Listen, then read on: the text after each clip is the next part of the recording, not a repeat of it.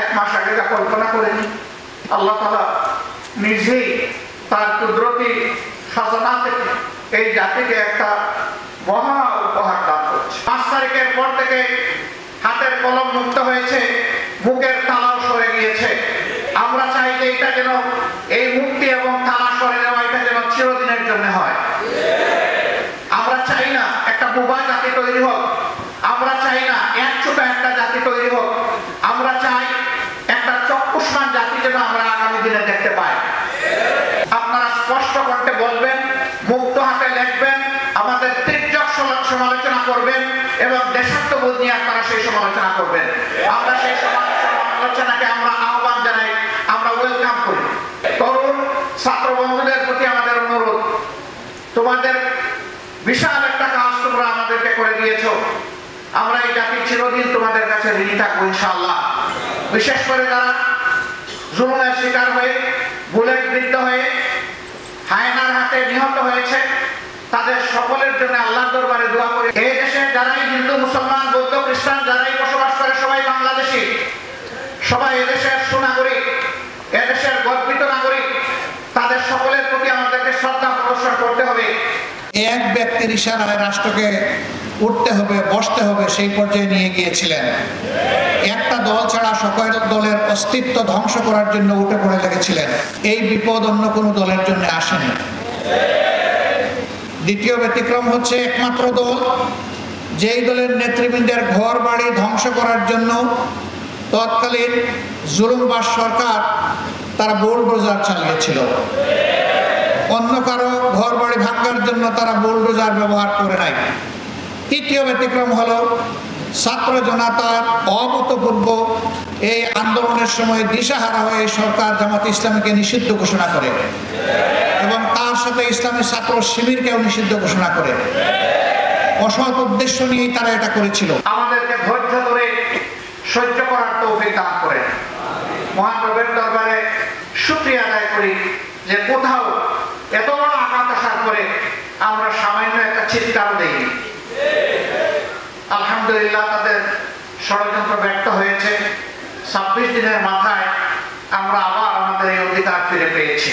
এই স্বাধীনতা আজকে বাংলাদেশের 18 কোটি মানুষের কাছে সেই সমস্ত শহীদ ভাই বোনদের আমানত যারা এই আন্দোলন সফল করতে গিয়ে দুনিয়া থেকে বিদায় নিয়েছেন, সেই সমস্ত ভাইদের আমানত যারা জালিমের গুলিতে 2 চোখ হারিয়ে তারা এখন অন্ধ হয়ে পড়েছেন, সেই সমস্ত ভাই বোনদের আমানত যারা লড়াই করতে গিয়ে তাদের হাত এবং পা হারিয়েছেন, তারা পঙ্গুত্ব বরণ করেছেন।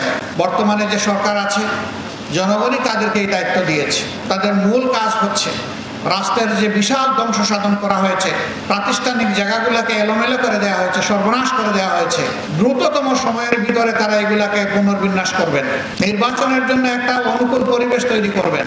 যখনই অনুকূল পরিবেশ তৈরি হয়ে যাবে তখন একটি অর্থবহ, গ্রহণযোগ্য, সুষ্ঠু নির্বাচন জাতিকে উপহার দিয়ে তারা আবার তাদের স্ব কর্তব্যের জায়গায় চলে যাবে। এই কাজগুলো করার জন্য যেটুকু মিনিমাম সময় প্রয়োজন সেই সময় আমরা তাদেরকে দেওয়ার পক্ষে। আমাদের আকাশ এখনো কালো মেঘ মুক্ত হয়নি। এখনো বাংলাদেশের আকাশে স্বপ্নের ঘোরাঘুরি চলছে। এই ব্যাপারে আমরা যেন আত্মতৃপ্তিতে না ভুগি যে আমরা বোধহয় পরিপূর্ণ সফলতা বা বিজয় পেয়ে গিয়েছি।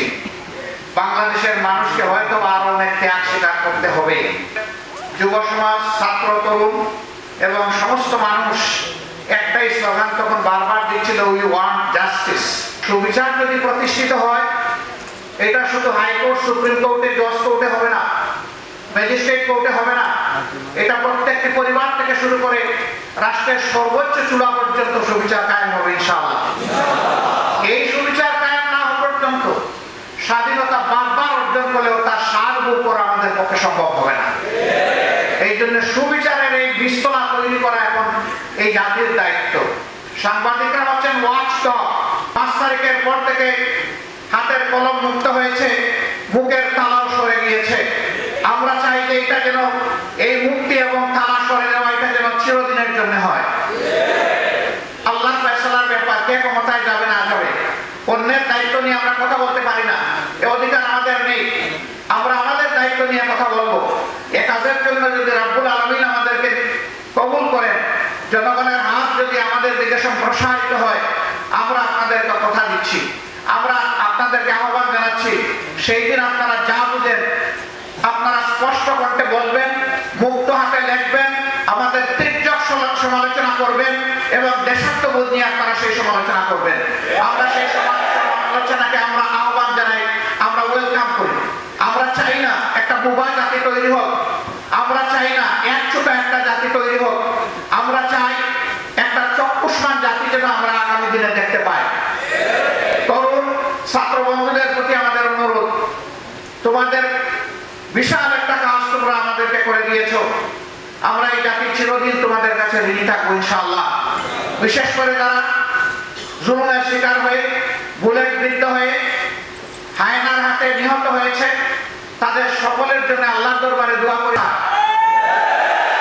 আমরা ওই সমাজ চাই এটা নিয়ে যেন আগামী তরুণরা গর্ব করতে পারে যে আমাদের আগের প্রজন্ম এটা করে গিয়েছে, এটাই আমাদের পথ। অন্যায়ের কাছে মাথা নত করবো না, আমরা সমুন্নত রেখে অন্যায়ের প্রতিবাদ করব। এই দেশে যারাই হিন্দু, মুসলমান, বৌদ্ধ, খ্রিস্টান যারাই বসবাস করে সবাই বাংলাদেশী, সবাই এদেশের সুনাগরিক, এদেশের গর্বিত নাগরিক। তাদের সকলের প্রতি আমাদেরকে শ্রদ্ধা প্রদর্শন করতে হবে, তাদের হকের প্রতি আমাদেরকে সজাগ থাকতে হবে। নিজ নিজ কর্মক্ষেত্রে উদাহরণ পেশ করতে হবে যে এখনো পরিচ্ছন্ন হাতের কিছু মানুষ এই দেশে জীবিত আছে এবং বাকিদেরকে পরিচ্ছন্ন হতে হবে। এই বাস্তব শিক্ষাটা সমাজে তুলে ধরতে হবে। যদি পেশার দক্ষতায় এবং দায়িত্ব পরায়ণতায় আমরা যদি একটা মডেল পেশ করতে পারি, পথ হারাই জাতি ইনশাআল্লাহ পথ ফিরে পাবে। আজকে সবগুলা চেয়ার, সবগুলা নদী নষ্ট হয়ে গিয়েছে, অপবিত্র হয়ে গিয়েছে, এইগুলাকে পবিত্র অবশ্যই আমাদেরকে করতে হবে ইনশাআল্লাহ। এক মাস আগে যা কল্পনা করিনি, আল্লাহ তাআলা নিজেই তার কুদরতি খাজানা থেকে এই জাতিকে একটা মহা উপহার দান করছে। তোমার এই মেহরবানি শুকরিয়া আদায় করার শক্তি আমাদের নেই, তারপরে তোমার শেখানো ভাষায় বলবো আলহামদুলিল্লাহ রাব্বিল আলামিন। হে আল্লাহ, তোমাকে বড় করে চলার তৌফিক আমাদেরকে দান করো। প্রিয় দেশ এবং জাতিকে ভালোবাসার শক্তি আমাদেরকে দান। যে সমস্ত মায়ের মুখ খালি হয়েছে, যে সমস্ত বোনেরা বিধবা হয়েছে, যে সমস্ত শিশুরা এতিম হয়েছে, যে সমস্ত যুবক যুবতী ভাই করা হয়েছে, হে আল্লাহ তুমি তাদেরকে সবরে যাবে না। এই প্রত্যেকটা পরিবারের প্রতি তুমি খুশি দাও। এখন যাদের উপরে রাষ্ট্র পরিচালনার দায়িত্ব আছে, তারা যেন কখনো এই জাতির আশা আকাঙ্ক্ষার বাইরে চলে না যায়, তাদেরকে সেই শক্তি দান করো। তাদের কারণে যেন আবার নতুন করে এই জাতির ক্ষতি না হয়, তাদেরকে তুমি হেফাজত করো। সকল চ্যালেঞ্জ ঐক্যবদ্ধ জাতি হিসাবে আমাদেরকে মোকাবেলা করার শক্তি তুমি দান করো। সত্য, বস্তুনিষ্ঠ ও নিরপেক্ষ দৈনিক জনবাণী।